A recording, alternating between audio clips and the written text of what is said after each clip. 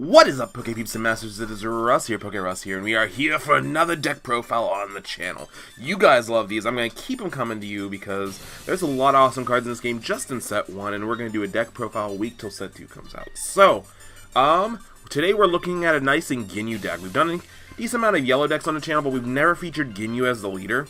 Ginyu has a really fun ability, actually. During your main phase, once per turn, you can flip over a face-down card in your life.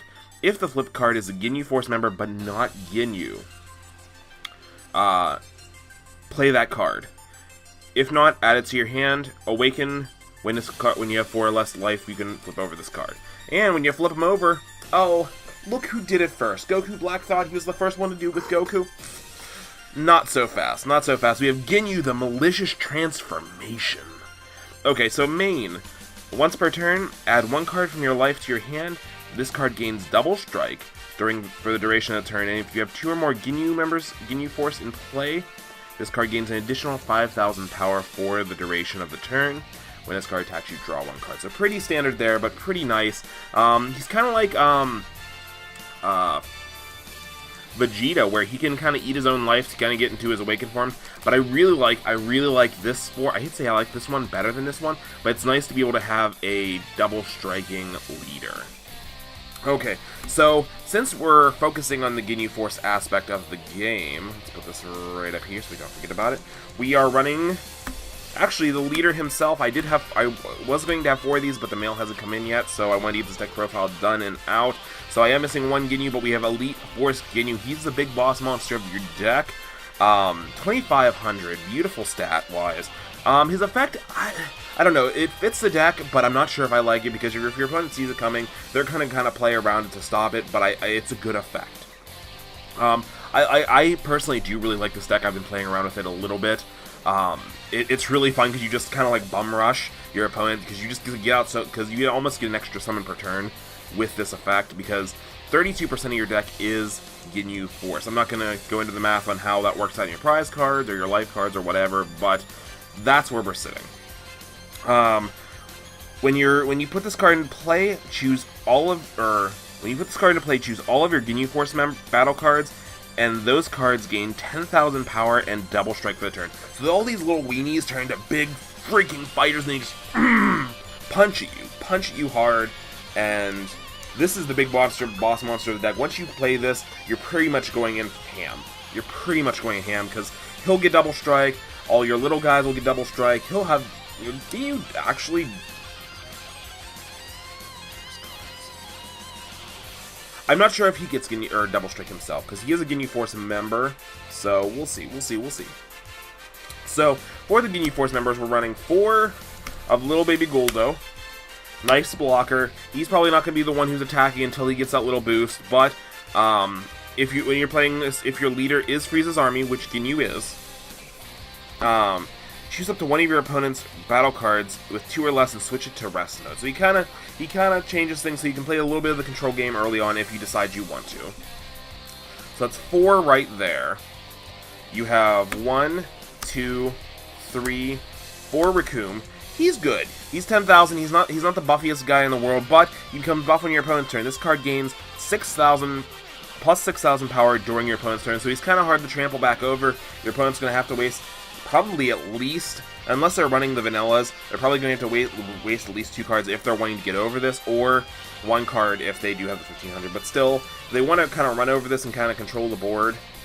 Obviously, they have effects they can do that with, but if they want to control the board, they have to waste cards, which is what this game is all about. Next, we have Berter, another control aspect card, I'm going to call it.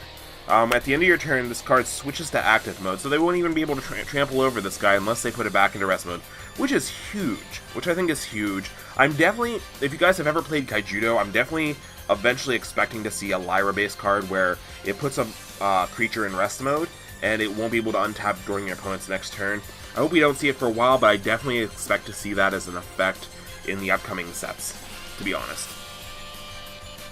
That's 4 of those, and last but not least, we have 4 Jace.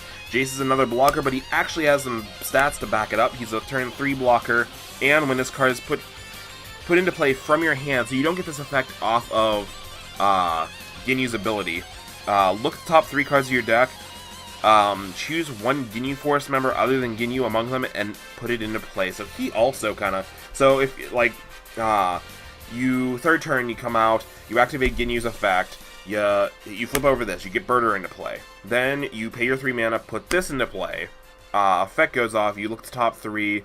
Boom, or yeah, to the top 3, put another Ginyu Force member into play, like another Birder. You just swarmed right there. It's huge. It's absolutely freaking huge. This deck has a lot of swarm potential, and that's what I really like about it. Like I said, you have a decent chance of hitting these guys in your prizes. Normally in a Frieza deck, you're actually mulliganing for this card or this card, but in this game, you're also going to do the same exact kind of thing. You're going to want to mulligan these away because you want to put them in your life, mulligan these to your hand because that's the way you play the deck.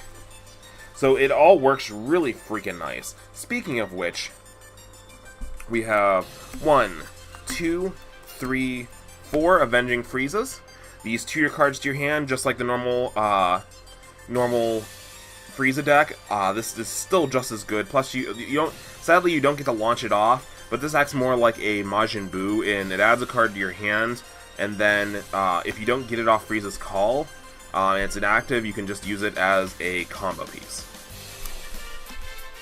We have Frieza's Call. This will tutor a Frieza's Army of 2 or less to your hand. You have Frieza's Army, you have Birder, you have Guldo, you have everything but Jace. Jace is the only big boy of the Ginyus, and Ginyu himself.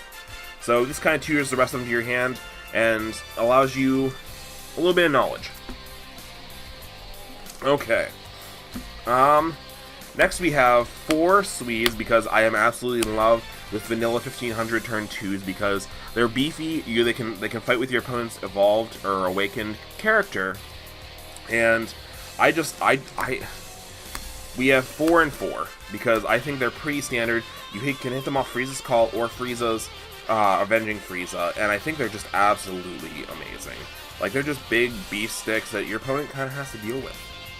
And like Birder and stuff like that. Once your opponent awakens, you have to combo with them and waste cards to be able to compete with the bigger thing.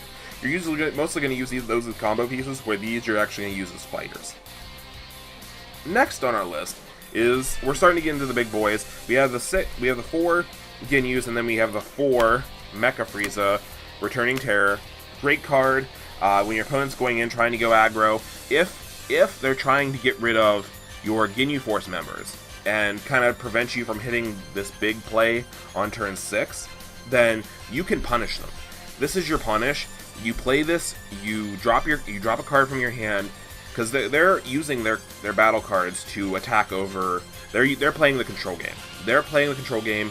You drop your Ginyu. They run over the Ginyus because they want to prevent this, and then you just eat their cards. So you just make a minus right there, and then turn 5, that gives you a free turn to just drop a handful of mini Ginyus, and then Ginyu turn 6. Fun combo. Allows you to pick up the pieces, so you're not as open when they realize what you're trying to do. Next, we have the Dodoria. Dodoria is the standard in the yellow deck. He's your 4 less life. This card gets plus 10,000 power. Pretty beautiful, and he's he's a target for